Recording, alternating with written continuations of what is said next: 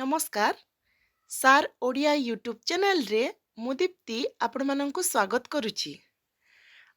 आपण माने जानिथिबे हमर जो ओएसएससी ओएसएससी तरफ रु ओडिशा स्टाफ सिलेक्शन कमिशन तरफ रु एलटीआर टीचर्स पाई बहुत सारा वैकेंसी बाहरीची।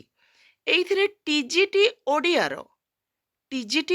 रो हमर केते गोटी पोस्ट 496 पोस्ट बाहरीची। माने बहुत बड़ वैकेंसी अच्छी टीजीटी ओडिया रे। तो आमे माने टिकिए टीजीटी ओडिया सिलेबस विषय रे आलोचना करिबा। जानि रखंतु टीजीटी ओडिया सिलेबस रे हमर कहि परिबा हमर ओडिया साहित्य इतिहास रो सबु किछि अच्छी कहिले चले। काहे कि एइथिरे प्राचीन साहित्य हमर प्राचीन साहित्य रु आरंभ करी आमे जदि देखिबा आधुनिक माने सांप्रतिक कहि परिबा आमे भी सांप्रतिक साहित्य तापरे हमर कोन प्राच्य एवं पाश्चात्य साहित्य तत्व समालोचना साहित्य भाषार जो हमर लिंग्विस्टिक पार्ट भाषार किभली भाबरे तार उत्पत्ति एवं क्रम विकास जोटा कि मोस्ट इम्पोर्टेंट पार्ट सेटा अछि। तापरे लिपि संपर्क रे ध्वनि संपर्क रे आमे विभिन्न प्रकार आमे कोन तापरे हमर कोन अछि ओडिया व्याकरण मध्य एइत्रे अछि। जेमिति कि ओडिया व्याकरण रो आमे कोन देखुछि भाषा ध्वनि लिपि मात्रा फला विभिन्न प्रकार जेमिति आमे कोन क्रिया संधि समास कृदंत तद्धित उपसर्ग ए सबु अछि। आमर पुंखानुपुंख भाबरे आमे जदि देखिबा आमर प्रथम पार्ट रे अछि प्राचीन साहित्य। जो माने टीजीटी ऑनर्स माने जो आमर ओडिया रो जो माने ओडिया ऑनर्स बा ओडिया पास छुआ ओडिया को जो माने ओडिया जहार सब्जेक्ट कहि परिबे से माने भल भाबरे जानिथिबे प्राचीन साहित्य रे हमर कोन कोन आसे आपण माने जानिथिबे। कोनोसी भी आमे कोनोसी भी सब्जेक्ट पाई आमे जदि अप्लाई करूचे सबु बेले हमको गोटे कथा ध्यान रखिबा को पड़िबो कोन हमर सिलेबस रे कोन कोन अछि। एई सिलेबस रे कोन कोन अछि जदि आमे जानि पकेइबा सेथिरे आमे कोन देखिबा को पाइबा बहुत सारा क्वेश्चन हमर आमे जोटा आमे कोन गोटी आमे जते बेले मल्टीपल चॉइस हो क्वेश्चन आमे जते बेले तार उत्तर दउची सेते बेले हम मन रे बहुत सारा प्रश्न उठे ए हेइथिबो ना बी हेइथिबो सी हेइथिबो ना डी हेइथिबो। ए जो गोटे दोदुल्यमान परिस्थिति आपण माने जदि सिलेबस को भी बहुत भल भाबरे आपण माने जानि पकेइथिबे सेई भितर ही आपण माने गोटे लॉजिक निजर गोटे लगाई कि आपण भल क्वेश्चन रो आंसर देई परिबे। तो प्राचीन साहित्य रे हमर आसुची कोन चर्या साहित्य। आपण माने जानिथिबे हमर कोन जो हरप्रसाद शास्त्री अछंती से चर्या साहित्य को से कोन गोटे आविष्कार करिसंती। जेमिति कि आमे सेरे कोन 84 जन सिद्धाचार्यंकर साहित्य हेला चर्या साहित्य। एइथरे जेमिति से माने किए सहरपा सबरीपा लुईपा कान्हुपा ए विभिन्न हमर कोन सहरपा हे गले बा सबरीपा हे गले एमानंकर साहित्य विषय रे हमकु कोन करिवार अछि ज्ञान करिवार अछि जानिबार अछि। आमे जदि चर्या साहित्य अछि जदि आपण माने खाली सरहपा सबरीपा लुईपा कान्हुपा एमानंकु पढ़ी देले हबो नै। जेतु चर्या साहित्य अछि संपूर्ण डिटेल्स जानि रखिबे सबु जिंस पाई हमकु डिटेल्स नोट आवश्यक बा डिटेल्स जिनसटा हमकु जानिबा को पड़िबो हमकु धारणा हमर गोटे रहिबा दरकार जे एइथिरे एइटा अछि। तो चर्या साहित्य जेहेतु अछि आपण माने संपूर्ण चर्या साहित्य को हमकु जानिबा को पड़िबो माने चर्या कोन। ठीक सेही बळी भाबरे आपणकर अछि नाथ धर्म बा नाथ साहित्य।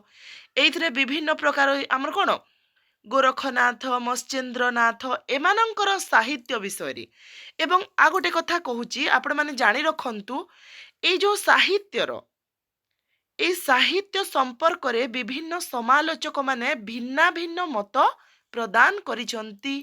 ତ ସେଇ ମତ ଗୁଡ଼ିକୁ ଆମମାନଙ୍କୁ ଜାଣିବାକୁ ପଡ଼ିବ।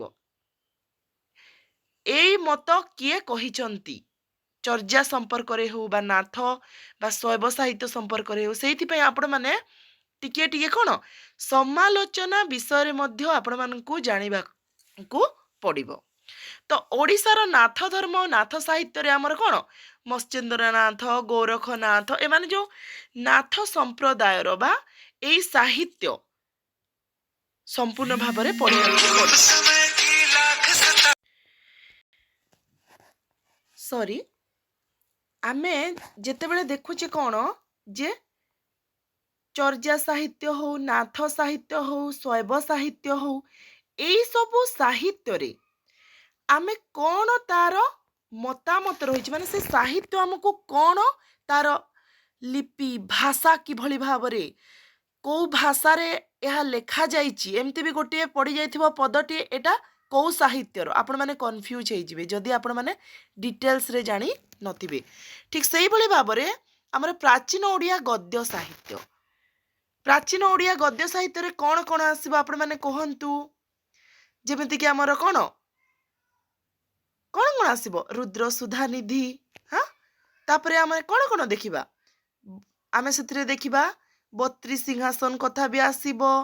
ଆପଣମାନେ ଜାଣିନଥିବେ ଯେ ଏଇଟା ବୋଲି, ମାନେ ଶରଣ ଦାସଙ୍କର ଚାଚେରୀ ଲୀଳା, ଏମାନେ ଆମର ପ୍ରାଚୀନ ଯେଉଁ ଗଦ୍ୟ ଅଛି, ଯେମିତିକି ଆମର ବଳରାମ ଦାସ ମଧ୍ୟ ଲେଖିଛନ୍ତି, ଜଗନ୍ନାଥ ଦାସ ମଧ୍ୟ ଲେଖିଛନ୍ତି। ଆମେ ତୁଳାଭିଣାକୁ ବି କହିପାରିବା ଜଗନ୍ନାଥ ଦାସଙ୍କର କ'ଣ ଗଦ୍ୟ ପଦ୍ୟ, ଯଦିଓ ମିଶ୍ରିତ ତଥାପି ଗଦ୍ୟ ସାହିତ୍ୟ ବୋଲି ଆମେ କହିପାରିବା।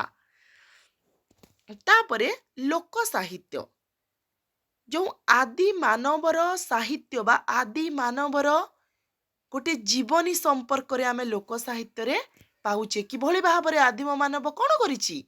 ବିଭିନ୍ନ ପ୍ରକାରର ପ୍ରକୃତି ସହିତ ଜଡ଼ିତ ହୋଇ ପ୍ରକୃତିକୁ ସେ ନିଜେ ଅଙ୍ଗାଙ୍ଗୀ ଭାବରେ ନିଭେଇ ପ୍ରକୃତିର କରୁଣ କାହାଣୀ ବା ପ୍ରକୃତି ସହିତ ସେ କିଭଳି ଭାବରେ ଜଡ଼ିତ ତାକୁ ସେ ଦର୍ଶାଇଛି। ବା ଲୋକ ସାହିତ୍ୟ ଏମିତି କ'ଣ ସବୁ ସାହିତ୍ୟର ଯେମିତି ଭାବରେ କବି ଅଛନ୍ତି, ଆମେ ଲୋକ ସାହିତ୍ୟରେ କୌଣସି କବି ବା କୌଣସି ଲୋକ ସାହିତ୍ୟକୁ ଆମେ ଯେମିତି ଆମେ କହିପାରିବା ଜଗନ୍ନାଥ ଦାସ ଭାଗବତ ଲେଖିଛନ୍ତି, କିନ୍ତୁ ଲୋକ ସାହିତ୍ୟର ଏମିତି କୌଣସି ଗୀତ ନାହିଁ ବା କୌଣସି କାହାଣୀ ନାହିଁ ଯାହାକୁ କହିପାରିବା ଏହାର ସ୍ରଷ୍ଟା ସିଏ ବୋଲି। ତ ଲୋକ ସାହିତ୍ୟର କ'ଣ କ'ଣ ଆସୁଛି? ଲୋକ ଗୀତ ସମ୍ପର୍କରେ, ଲୋକ କାହାଣୀ, ଲୋକ ନାଟକ। ଲୋକ ସାହିତ୍ୟକୁ ଡିଟେଲ୍ସରେ ପଢ଼ିକି ଲୋକ ଗୀତ, ଲୋକ କାହାଣୀ, ଲୋକ ନାଟକ ଏସବୁକୁ ଆମକୁ ଜାଣିବାକୁ ପଡ଼ିବ। ତାପରେ ଆସୁଛି ସାରଳା ସାହିତ୍ୟ। ସାରଳା ସାହିତ୍ୟରେ ଆମେ ଶୂଦ୍ରମୁନି ସାରଳା ଦାସଙ୍କର ରଚନା ସମ୍ପର୍କରେ, ତାଙ୍କର ଭାଷା ସମ୍ପର୍କରେ, ତାପରେ ତାଙ୍କର ଜୀବନୀ ସମ୍ପର୍କରେ, ବିଭିନ୍ନ ପ୍ରକାର ତାଙ୍କର ଗ୍ରନ୍ଥରେ କିଭଳି ଭାବରେ ସାରଳା ଦାସ ନିଜର ଜୀବନକୁ ମଧ୍ୟ ସେ କ'ଣ କରିଛନ୍ତି? ରୂପାୟିତ କରିଛନ୍ତି, ତାକୁ ମଧ୍ୟ ଆମେ ଜାଣିବା। କୋଇଲି ସାହିତ୍ୟ, କୋଇଲି ସାହିତ୍ୟ ମାନେ କ'ଣ? ଆମର ପ୍ରଥମ କୋଇଲି ସାହିତ୍ୟ ହେଉଛି ଆମର କ'ଣ? ମାର୍କଣ୍ଡ ଦାସଙ୍କର କେଶବ କୋଇଲି। ଏମିତି ବିଭିନ୍ନ ପ୍ରକାରର ସାହିତ୍ୟିକ ମାନେ ବିଭିନ୍ନ ପ୍ରକାରର କୋଇଲି ସାହିତ୍ୟ ଗୁଡ଼ିକ ରଚନା କରିଛନ୍ତି। ତା ବିଷୟରେ ଜାଣିବା। ଚଉତିଶା ସାହିତ୍ୟ, ସାହିତ୍ୟର ଚଉତିଶା, ଚଉତିଶା ମାନେ କ'ଣ? ଆମର କ'ଣ 34ଟା ଆମର କ ଠାରୁ କ୍ଷ ପର୍ଯ୍ୟନ୍ତ 34ଟି ବର୍ଣ୍ଣକୁ ଆଦ୍ୟରେ ରଖି ଯେଉଁ ରଚନା କରାଯାଇଥାଏ ତାକୁ ଆମେ ଚଉତିଶା ବୋଲି କହୁଛେ। ତ ଏଇ ଚଉତିଶା ସମ୍ପର୍କରେ ବା ଚଉତିଶା ସାହିତ୍ୟ ସମ୍ପର୍କରେ ଆମର କଳସା ଚଉତିଶା ଆପଣମାନେ ଜାଣିଥିବେ।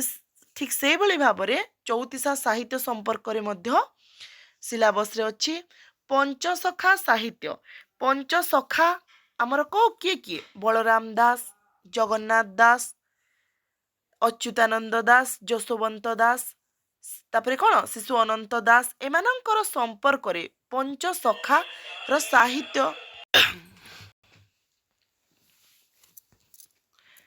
ଜାଣିବା।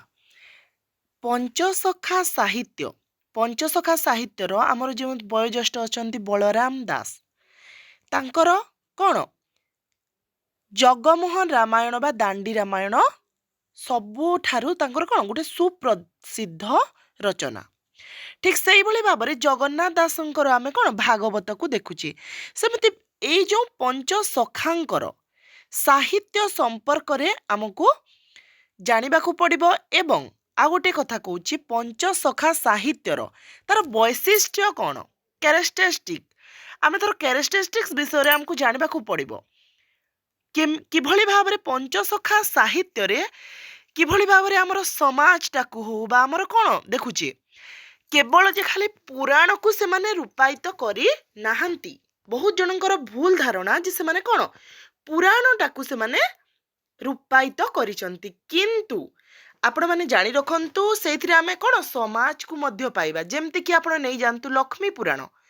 ଲକ୍ଷ୍ମୀ ପୁରାଣରେ ସେ କ'ଣ ମେସେଜ ଦେଇଛନ୍ତି, ଗୋଟିଏ ନାରୀ ମଧ୍ୟ କ'ଣ ପୁରୁଷ ସହିତ ଲଢ଼େଇ କରିପାରେ ଏବଂ ଜିତି ମଧ୍ୟ ପାରେ। ନାରୀ ଯେ ଅବଳା ଦୁର୍ବଳା ନୁହେଁ, ମାନେ ସେ ସମୟରେ ଦେଖନ୍ତୁ କେତେ ସୁନ୍ଦର ଭାବରେ ବର୍ଣ୍ଣନା କରିଛନ୍ତି ନାରୀର ଗୋଟିଏ ମାନେ ନାରୀର ମହନୀୟତାକୁ। କିଏ? ବଳରାମ ଦାସ। ଠିକ୍ ସେଇ ସବୁ ଜିନିଷକୁ ଆମେ ପଢ଼ିବା। ତାପରେ ମଧ୍ୟଯୁଗୀୟ ସାହିତ୍ୟ। ମଧ୍ୟଯୁଗୀୟ ସାହିତ୍ୟରେ ଆମେ କ'ଣ ଦେଖୁଛେ, ସେଇଥିରେ ଆମର ଅର୍ଜୁନ ଦାସ, ଦେବଦୁର୍ଲ୍ଲଭ ଦାସ, ଶିଶୁଶଙ୍କର ଦାସ, ନରସିଂହ ସେଣ, ବିଷ୍ଣୁ ଦାସ, ଦୀନକୃଷ୍ଣ ଦାସ, ଧନଞ୍ଜୟ ଭଞ୍ଜ, ଭୂପତି ପଣ୍ଡିତ, ଉପେନ୍ଦ୍ର ଭଞ୍ଜ, ହଳଧର ପଟ୍ଟନାୟକ, ବୃନ୍ଦାବତୀ ଦାସୀ, ଅଭିମନ୍ୟୁ ସାମନ୍ତ ସିଂହାର, ବ୍ରଜନାଥ ବଡ଼ଜେନା, ବିଶ୍ୱନାଥ ଖୁଣ୍ଟିଆ, ଭକ୍ତଚରଣ ଦାସ, କବି ସୂର୍ଯ୍ୟ ବଳଦେବ ରଥ, ଗୋପାଳ କୃଷ୍ଣ, ଯଦୁମଣି ମହାପାତ୍ର, ଭୀମ ଭୋଇ। এই ମଧ୍ୟଯୁଗୀୟ ସାହିତ୍ୟରେ ଏମାନଙ୍କର ରଚନା କିଭଳି ଭାବରେ ମଧ୍ୟଯୁଗୀୟ, ଆପଣମାନେ ଜାଣି ରଖନ୍ତୁ ପ୍ରତ୍ୟେକ ସାହିତ୍ୟ, ପ୍ରାଚୀନ ସାହିତ୍ୟ ହଉ, ତାପରେ ଆମର କ'ଣ ଆମେ ମଧ୍ୟଯୁଗୀୟ ସାହିତ୍ୟ ହଉ, ଆଧୁନିକ ସାହିତ୍ୟ ହଉ, ପ୍ରତ୍ୟେକ ସାହିତ୍ୟର ଲେଖା ବା ରଚନା ଅଲଗା ଅଲଗା। ଆମର ପ୍ରକୃତି ସବୁବେଳେ କ'ଣ ସ୍ଥାୟୀ ହେଇକି ରହେ କି? ସମାଜର ବା ଆମର ଜୀବନର ସବୁ ଜିନିଷ କ'ଣ ପରିବର୍ତ୍ତନଶୀଳ। ଆପଣ ନିଜେ ଦେଖନ୍ତୁ କିଭଳି ଭାବରେ ପ୍ରାଚୀନ ସାହିତ୍ୟରେ ଆମେ କ'ଣ ଦେଖୁଛେ, ଗୋଟିଏ ଧାର୍ମିକ ପୌରାଣିକ ବିଷୟକୁ ବେଶୀ ସେମାନେ କ'ଣ କରିଛନ୍ତି, ଫୋକସ୍ କରିଛନ୍ତି।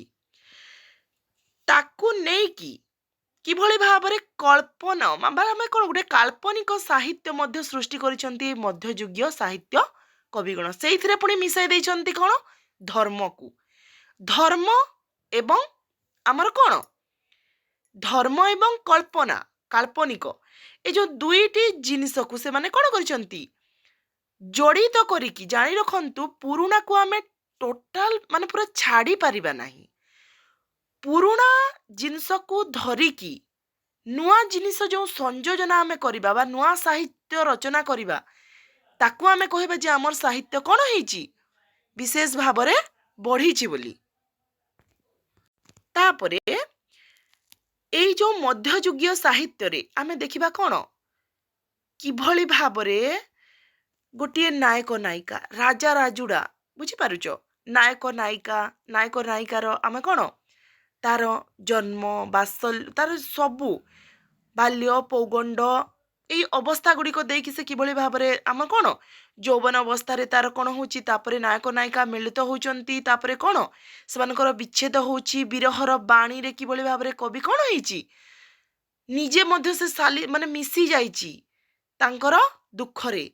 ଏସବୁ ବିଭିନ୍ନ ପ୍ରକାରର ହେଇକି ତାପରେ କ'ଣ ସେମାନେ ମିଶିଛନ୍ତି ରାଜକୁମାର ରାଜକୁମାରୀ, ତାଙ୍କର ବିଭିନ୍ନ ପ୍ରକାର ଆମେ କ'ଣ ତାଙ୍କର ରତିକ୍ରୀଡ଼ା ହଉ, ମିଳନ ହଉ, ଏସବୁ ଜିନିଷକୁ କିଭଳି ଭାବରେ ମଧ୍ୟଯୁଗୀୟ ସାହିତ୍ୟରେ ସ୍ଥାନ ଦେଇଛନ୍ତି କବିଗଣ, ତାକୁ ଆମେ ପଢ଼ିବା। ଆଧୁନିକ ସାହିତ୍ୟ ମାନେ କ'ଣ? ପୁରୁଣା ଜିନିଷକୁ ଧରିକି ନୂତନ ସାହିତ୍ୟ ସଂଯୋଜନା କରିକି, ପୁରୁଣା ସହିତ ନୂତନର ସଂଯୋଜନା ହିଁ ଆଧୁନିକ ସାହିତ୍ୟ। ଏଇଥିରେ ଆମେ କ'ଣ ଦେଖୁଛେ, ରାଧାନାଥ ସାହିତ୍ୟ, ସତ୍ୟବାଦୀ ସାହିତ୍ୟ, ସବୁଜ ସାହିତ୍ୟ, ପ୍ରଗତିବାଦୀ ସାହିତ୍ୟ, ଆଧୁନିକ ଗଳ୍ପ, ଉପନ୍ୟାସ, ନାଟକ, ଗଦ୍ୟ ଓ କବିତା, ପତ୍ର ପତ୍ରିକା ଏସବୁ। ତ ଆମେ ପିଲାମାନେ ଜାଣି ରଖନ୍ତୁ ଏଥିରେ ଆମେ କ'ଣ ଦେଖୁଛେ, ରାଧାନାଥ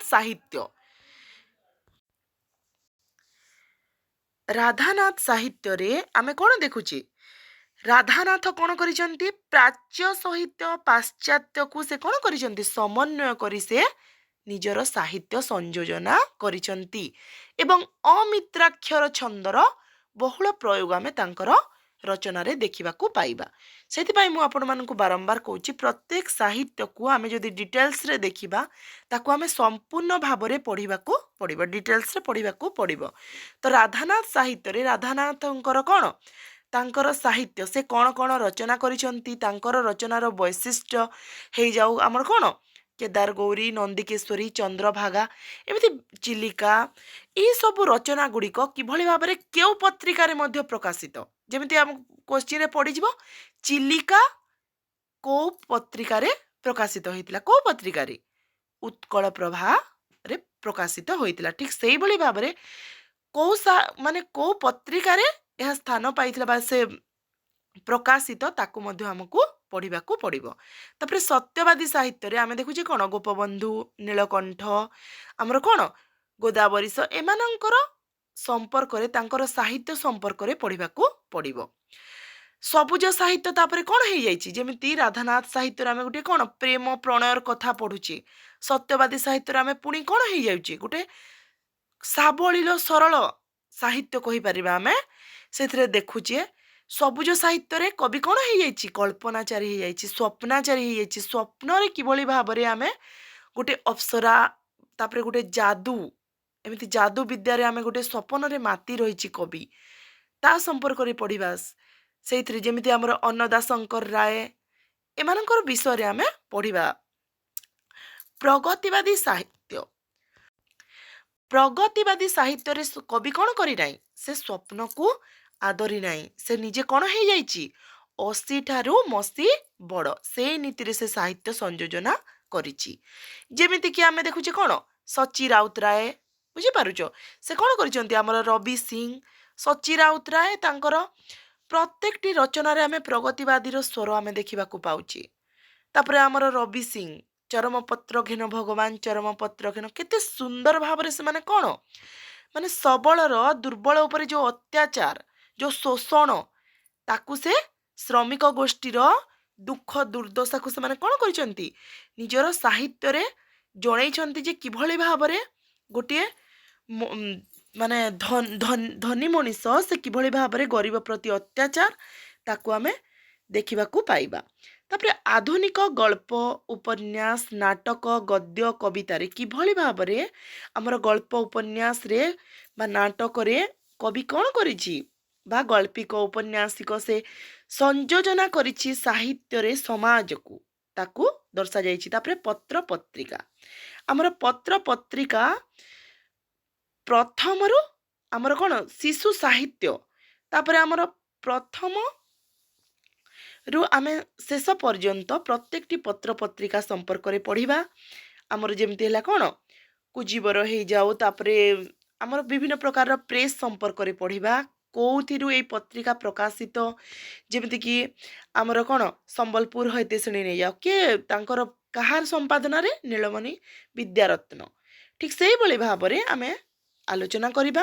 ତାପରେ ପ୍ରାଚ୍ୟ ପାଶ୍ଚାତ୍ୟ ସାହିତ୍ୟ ତତ୍ତ୍ୱ ସମ୍ପର୍କରେ, ପ୍ରାଚ୍ୟ ମାନେ କ'ଣ ଆମର ନିଜର, ତାପରେ ପାଶ୍ଚାତ୍ୟ ମାନେ ଆମେ କ'ଣ ଦେଖିବା,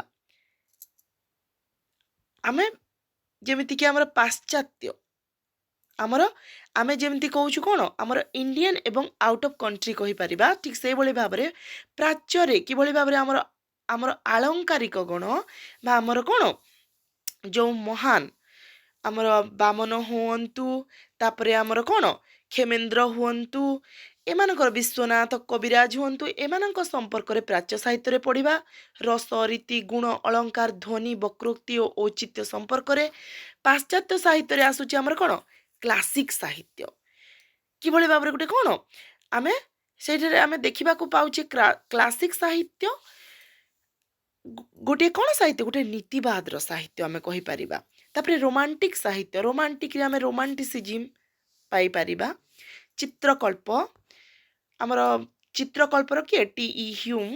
ଠିକ୍ ସେଇଭଳି ଭାବରେ ଆମର କ'ଣ ଉପମା, ମିଥ୍, ପାଶ୍ଚାତ୍ୟ ସାହିତ୍ୟ, ସମାଲୋଚନା ସାହିତ୍ୟ, ଏମିତି ସାହିତ୍ୟର ବିଭିନ୍ନ ବାଦ, ମାନେ ସାହିତ୍ୟର ବିଭିନ୍ନ ବାଦ ମାନେ ଆସିଯାଉଛି ଆମର କ'ଣ ପାଶ୍ଚାତ୍ୟର ବାସ୍ତବବାଦକୁ ମଧ୍ୟ ଆମକୁ ପଢ଼ିବାକୁ ପଡ଼ିବ, ପ୍ରତୀକବାଦକୁ ପଢ଼ିବାକୁ ପଡ଼ିବ, ଏମିତି ଅଛି। ତାପରେ ଭାଷା ଓ ଭାଷା ବିଜ୍ଞାନ ଏଠାରେ ଆସିଯାଉଛି ଆମର କ'ଣ ଲିଙ୍ଗୁଇଷ୍ଟିକ୍ ପାର୍ଟଟା, ଭାଷାର ତାର ଉତ୍ପତ୍ତି ଓରିଜିନ୍, ତାପରେ ତାର କ୍ରମ ବିକାଶ କିଭଳି ଭାବରେ ହୋଇଛି, କେଉଁ କେଉଁ ପ୍ରଣାଳୀ ଦେଇକି ତାର କ୍ରମ ବିକାଶ ହୋଇଛି, ଲିପିର ବିକାଶ ଧାରା ସମ୍ପର୍କରେ ପଢ଼ିବା, ବ୍ରାହ୍ମୀ ଲିପି ଠାରୁ ଆରମ୍ଭ କରିକି ଆମର କ'ଣ ଆଧୁନିକ ପର୍ଯ୍ୟନ୍ତ। ତାପରେ ଓଡ଼ିଆ ଭାଷା ଉପରେ ବିଭିନ୍ନ ଭାଷାର ପ୍ରଭାବ, ଯେମିତିକି ଆଦିବାସୀ ଭାଷା, ଦ୍ରାବିଡ଼ ଓ ଇଂରାଜୀ ଭାଷା।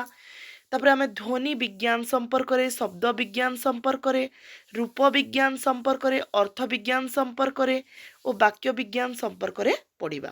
ତାପରେ ଓଡ଼ିଆ ବ୍ୟାକରଣ, ଓଡ଼ିଆ ବ୍ୟାକରଣର ଆମେ କ'ଣ ବ୍ୟାକରଣ ପାର୍ଟରେ ଆସୁଛି ଓଡ଼ିଆର ଭାଷା, ଧ୍ୱନି, ଲିପି, ମାତ୍ରା, ଫଳା ଓ ଶବ୍ଦ, ଲିଙ୍ଗ, ବଚନ, ପୁରୁଷ, ପଦ ପ୍ରକରଣରେ ଆସୁଛି ଆମର କ'ଣ ବିଶେଷ୍ୟ, ବିଶେଷଣ, ସର୍ବନାମ, କ୍ରିୟା ଓ ଅବ୍ୟୟ।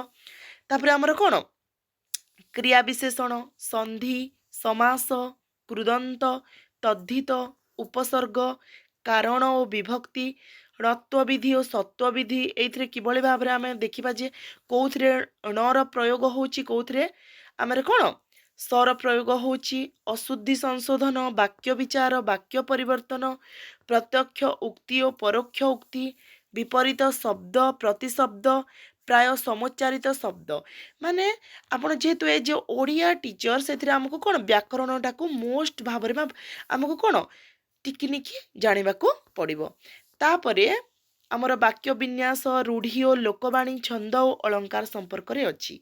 ତାପରେ ଭି ନମ୍ବର ଆମର ଲାଷ୍ଟ ଅଛି ଆମର କ'ଣ ଆମେ ଦେଖୁଛେ ଓଡ଼ିଆ ଶିକ୍ଷାଦାନର ପଦ୍ଧତି, କିଭଳି ଭାବରେ ଆମର ବିଭିନ୍ନ ପ୍ରକାରର ସନ୍ଦର୍ଭ ଗୁଡ଼ିକୁ ଆମେ ଟିଚିଂ ଆପ୍ଟିଚ୍ୟୁଡ୍ ଗୁଡ଼ିକ ଆମେ ମଧ୍ୟ ଦେଖିବା, ତାର କିଭଳି ଭାବରେ ଆମେ ଗୋଟିଏ ପାଠ୍ୟ ଖସଡ଼ା ପ୍ରସ୍ତୁତ କରିବା, ପିଲାମାନଙ୍କୁ କିଭଳି ଭାବରେ ପରୀକ୍ଷା ପାଇଁ ପ୍ରସ୍ତୁତି କରିବା, ଏ ବିଭିନ୍ନ ପ୍ରକାରର ଅଛି ଶିକ୍ଷାଦାନର ପଦ୍ଧତି, ବା ଆମେ କେଉଁ ଟ୍ରିକ୍ରେ ଆମେ ପଢ଼େଇବା ଯେଉଁଦ୍ୱାରା କି ମାନେ ପିଲା କ'ଣ ସେ କେଉଁ ପିଲାର ମାନସିକତା ଅନୁସାରେ ଆମେ କିଭଳି ଭାବରେ ପଢ଼େଇବା, କିଭଳି ଭାବରେ ଆମେ ତାକୁ ଫ୍ରଣ୍ଟ କରିବା, ସେଇ ସବୁ ବିଷୟରେ ଆମେ ପଢ଼ିବା ଏଇ ପାର୍ଟରେ। ଏଇଟା ହେଉଛି ଆପଣଙ୍କର କ'ଣ ପୁରା ସମ୍ପୂର୍ଣ୍ଣ ଭାବରେ ବିବରଣୀ ଆମର ଟିଜିଟି ଓଡ଼ିଆ ପାଠ୍ୟକ୍ରମର। ଏଇଥିରେ ଆମେ ବିଭିନ୍ନ ପ୍ରକାରର ସେକ୍ସନକୁ ପାଠ ମାନେ ପଢ଼ିବା। ଆପଣମାନଙ୍କୁ ଅନୁରୋଧ, ସାର୍ ଓଡ଼ିଆ ୟୁଟ୍ୟୁବ୍ ଚ୍ୟାନେଲ୍ ହେଉଛି ଗୋଟିଏ ୟୁଟ୍ୟୁବ୍ ଗୋଟେ ଏମିତି ୟୁଟ୍ୟୁବ୍ ଚ୍ୟାନେଲ୍ଟେ ନୁହେଁ, ସେଇଥିରେ ଆମେ ଦେଖିବାକୁ ପାଉଛେ କ'ଣ ବିଭିନ୍ନ ନୂଆ ଜିନିଷକୁ ମଧ୍ୟ କ'ଣ ସେଥିରେ ଆଡ଼୍ କରାଯାଉଛି। ଆପଣମାନଙ୍କୁ ସେଇଥିପାଇଁ ରିକ୍ୱେଷ୍ଟ, ଆପଣମାନେ ସାର୍ ଓଡ଼ିଆ ୟୁଟ୍ୟୁବ୍ ଚ୍ୟାନେଲ୍ରେ ଯଦି ଜଏନ୍ ହେବେ, ମୁଁ କ'ଣ UGC ନେଟ୍ କ୍ଲାସ୍ ଗୁଡ଼ିକ ମଧ୍ୟ କରେ, ଆପଣମାନେ ମଧ୍ୟ ଯଦି ଚାହିଁବେ ଏଇଥିରେ ଜଏନ୍ ହେଇପାରିବେ ଏବଂ ଟିଜିଟି ଓଡ଼ିଆର ଯେଉଁ ଆମର LTR ସିଲାବସ୍ଟି ଆମେ ପଢ଼ିବା। ଏବଂ ସାର୍ ଓଡ଼ିଆ ୟୁଟ୍ୟୁବ୍ ଚ୍ୟାନେଲ୍ରେ ସମସ୍ତଙ୍କୁ ଆପଣମାନଙ୍କୁ କ'ଣ ଆଡ଼୍ ହେବାକୁ ପଡ଼ିବ। ଆପଣମାନେ ସାର୍ ଓଡ଼ିଆ ୟୁଟ୍ୟୁବ୍ ଚ୍ୟାନେଲ୍ରେ ଜଏନ୍ କରିବାକୁ ମୁଁ ଅନୁରୋଧ କରୁଛି, ଯେଉଁଦ୍ୱାରା କି ଆପଣମାନେ କ'ଣ ଉପକୃତ ହୋଇପାରିବେ। ଅନ୍ୟାନ୍ୟ ୟୁଟ୍ୟୁବର ମାନେ କ'ଣ କରୁଛନ୍ତି, କୌଣସି ବିଷୟକୁ ମଧ୍ୟ ଗୋଟିଏ କ'ଣ ଏମିତି ଗୋଟେ ନକଲ କରିକି ସେଠାରେ ଦର୍ଶାଯାଉଛି, କିନ୍ତୁ ସାର୍ ଓଡ଼ିଆ ୟୁଟ୍ୟୁବ୍ ଚ୍ୟାନେଲ୍ ଏମିତି ଗୋଟିଏ ୟୁଟ୍ୟୁବ୍ ଚ୍ୟାନେଲ୍, ସେଇଥିରେ କ'ଣ ଯେଉଁଟା ସତ୍ୟାସତ୍ୟ, ଯେଉଁଟା ନିରାଟ ସତ କଥା, ତାକୁ ହିଁ ସାର୍ ଓଡ଼ିଆ ୟୁଟ୍ୟୁବ୍ ଚ୍ୟାନେଲ୍ରେ ସାର୍ ଦେଖାଉଛନ୍ତି। ସେଇଥିପାଇଁ ଆପଣମାନଙ୍କୁ ଅନୁରୋଧ, ଯଦି ଆପଣମାନେ କରିବେ ତ ଜଲ୍ଦି ଜଲ୍ଦି ଆପଣମାନେ ଆଡ଼୍ ହେଇଯାଆନ୍ତୁ। ଆମର ଟିଜିଟି ଓଡ଼ିଆ ଜଲ୍ଦି ଆମେ ଏଇ ସିଲାବସ୍ଟାକୁ ଆରମ୍ଭ କରିବା, ଯଦ୍ୱାରା କି ଏକ୍ଜାମ୍ ମାନେ ଥିବ, ଆଉ ସେଇଥିରେ ଆମେ କିଭଳି ଭାବରେ ବିଭିନ୍ନ ପ୍ରକାରର ରିଭିଜନ୍ କରିବା, ତାପରେ ରିଭିଜନ୍ ପରେ ତାର ବିଭିନ୍ନ ପ୍ରକାରର କିଭଳି ଭାବରେ ଆପଣ କୋଶ୍ଚିନ୍ ସହିତ ଆପଣ କିଭଳି ଭାବରେ ଫେସ୍ କରିବେ କୋଶ୍ଚିନ୍କୁ, ତାକୁ ମଧ୍ୟ ଆମେ ଦେଖିବା। ଆପଣମାନଙ୍କୁ ବହୁତ ବହୁତ ଧନ୍ୟବାଦ ରହୁଛି।